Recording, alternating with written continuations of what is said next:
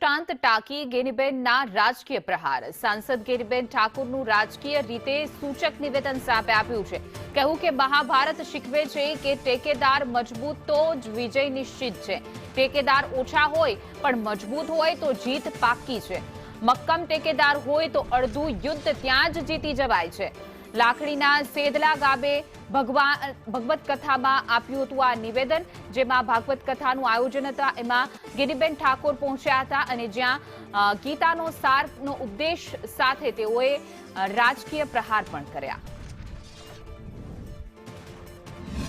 મહાભારત એવું કહે છે કે જેનો ટેકેદાર મજબૂત હોય એનો વિજય નિશ્ચિત હોય, પણ જેનો ટેકેદાર વાંક આગલો હોય એની 18 સોનાની સેના હોય તો હારી જાય.